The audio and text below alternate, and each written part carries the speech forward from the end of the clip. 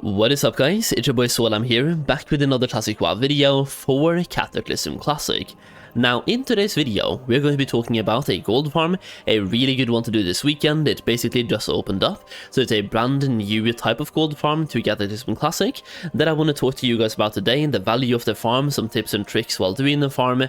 And yeah, that's basically it. Now, before we get into this one, I do want to say that gold farming videos, gold making videos, anything about gold making will be available in early access to anyone who has my Cataclysm Classic gold making guide, which if you haven't gotten this one yet, the link will be down below. It's a really good way to directly support me as a content creator, and it's a good way to get early access to gold making info, and we even have a video in exclusive access as well to anyone that supports me on Patreon or this gold making guide.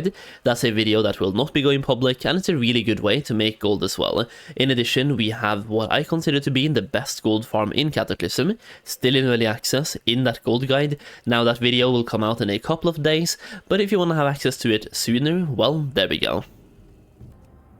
Now, when you buy the guide, you also get access to a private Discord community for gold making in Cataclysm, and this community is growing on a daily basis, and we're sharing gold making strategies, secrets, crafting, and gold farms with each other over there as well. So if you want to be a part of the best community for gold making in Cataclysm, check out the guide, the link will be down below. Either way, that's it for the guide portion of the video. Let's get into the farm. So for the farm, it's Bastion of Twilight BOE farming. Now, this is going to be a really simple way to farm gold. It's also very RNG, and I'll get into why. So for the farm itself, you go to Bastion of Twilight. This is a new raid that just opened up. The raids just opened up 2 days ago for Cataclysm Classic. This raid has a bunch of trash that you can kill before the first boss. So basically what you're doing here is you go inside the raid, you kill trash. That doesn't lock you out, by the way, so you can do the trash farming no matter what. Don't risk getting a lockout or anything like that. You go in, kill trash, hope for loot, go back out, reset, go back in.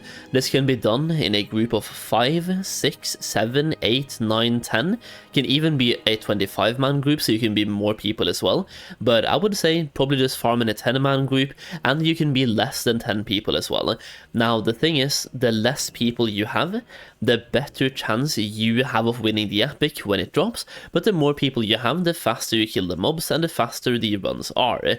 So you just have to strike a perfect balance there. What I want to say is that you should just have 1 tank, 2 healers, and just grab some DPS. Exactly how many people you want to have is definitely up to you.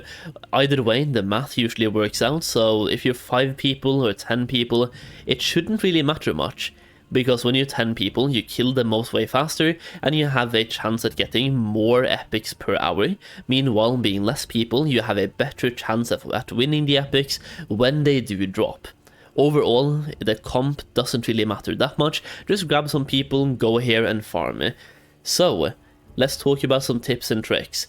Now, tips and tricks. Number 1, having a boomkin is really good for the side packs. They throw a silence, which can be really annoying if it goes on the healer. So for that one, you can have a boomkin with the solar beam to use on that pack, and you would pull both packs at the same time, and then solar beam those 2 packs. And using this correctly, you should be able to solar beam both of the packs twice. So you do like both, you pull the both sides on the right side and the left closest to you. You then pull a different pack, and then all the times you pull the side packs, you should have the solar beam available to silence those packs. It really helps out.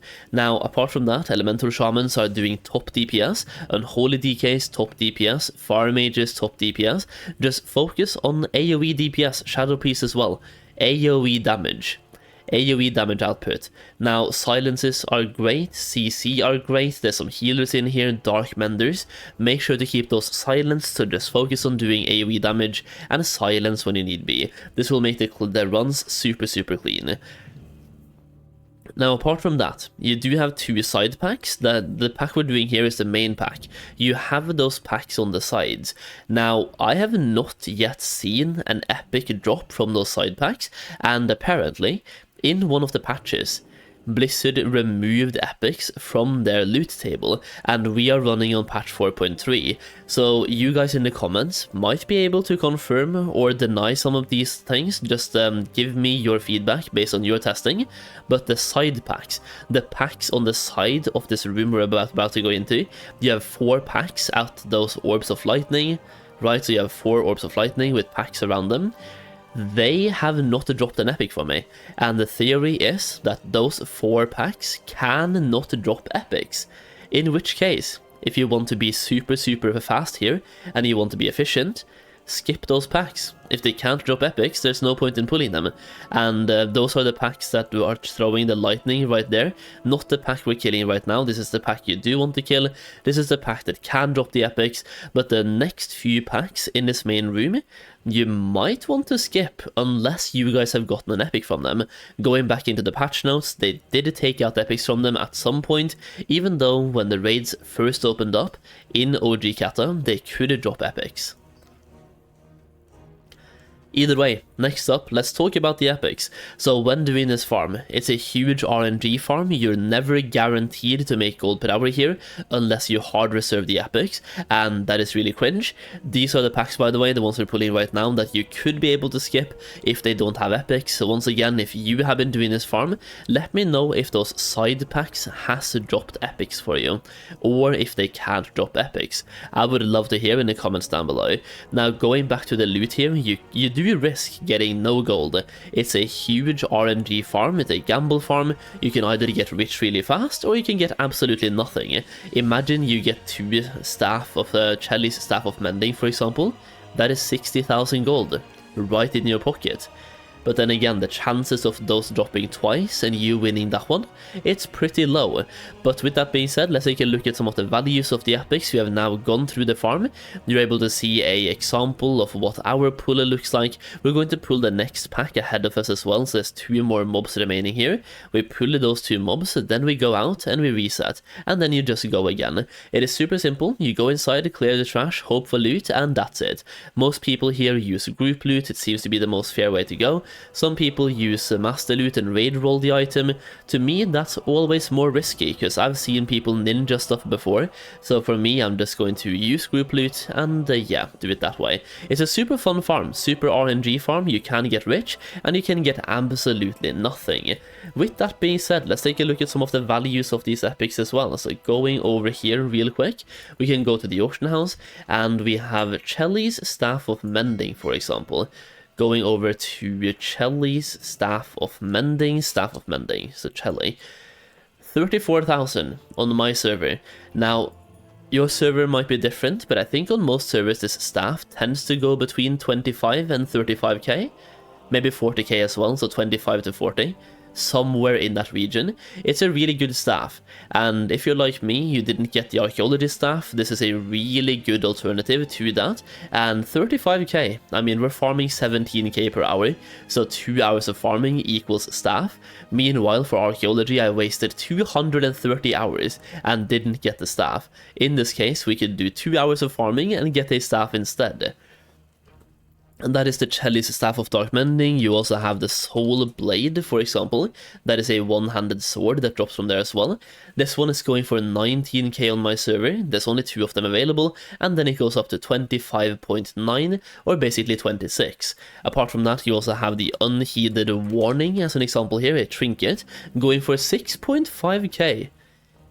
That seems really cheap for a trinket to me, but I don't think it's BIS. And yeah, there we go, that's a trinket. You also have a gun. You have a lot of BOEs that can drop from Bastion of Twilight, and it's just a good farm overall. Now, you have a similar farm, Fury of Angerforge. Let me see if there's any trinkets. There's 1 Fury of Angerforge trinket on my server, no, 2 of them, 180k. And 190k, so you can actually farm BOEs in multiple raids. You have both the Bastion of Twilight and Blackwing Descent. For the Bastion of Twilight, these are the epics you're looking for. The Bracers of the Dark Pool, Sangas Helm, Face Twister Leggings, Heaving Plates of Protection, Unheeded Warning, Soul Blade, Chelly's Staff of Dark Mending, and the Crossfire Carbine. Now from Blackwing Descent, you also have a couple of BOEs. You have this cloak, you have this chest, you have the hide of Comagus shoulder for leather, you have this belt, you have these feet, you have this trinket. This trinket is super good, and people want this one, and it's Biss. I mean, it's really good. Then you have a few weapons. You have this one, offhand, one-hander, offhand axe. You have this one, the main hand sword with spell power. This is a really good sword, by the way, with mastery and crit and spell power. You have the Claws of Torment and the Claws of Agony. You have the Scale Slicer, and you have the wand. Now, overall, what I'll say is that Blackwing Descent has more valuable BOEs, but also way less trash. Way less trash, way more difficult trash. Bastion of Twilight seems to be the best way to farm trash, just because it's so easy. The trash farming over there is way easier than Blackwing Descent, for example. So yeah, if you're looking for a different way to make gold than just herbalism, mining, skinning, farming with the potion of treasure finding, which you can still do here as well, by the way. You could use the potion while doing this farm to make even more gold. It really just depends on how many kills you're getting per hour and whether or not you get the gold back, and if you make a profit from using the potion as well. Now, if you want to really min-max this and do make some gold per hour here, like consistently, farm it on a character with tailoring. Tailoring gives you extra cloth, and all we're farming here is humanoids. So having tailoring will get you more gold, but realistically you're farming for those epics. It's a different farm because you're not really getting that much gold per hour steady, but when you get an epic, you get a lot. So you're hunting for those big jackpot items, and it's just a way different way to farm gold. Either way, if you're looking for that way to farm, this is the best weekend for you. The prices are at an absolute peak right now. The raids just came out, people want their BOEs. Go and give it a try, and let me know how much gold you're able to make in the comments down below. As always, I'm going to be live on Twitch, farming gold, making gold, leveling characters, doing raids. If you want to check it out, I'll be live on twitch.tv/SolheimYT. Alternatively, the link is down below in the video description. Either way, thank you so much for watching, I really do appreciate it, and I'll see you again in the next video very soon.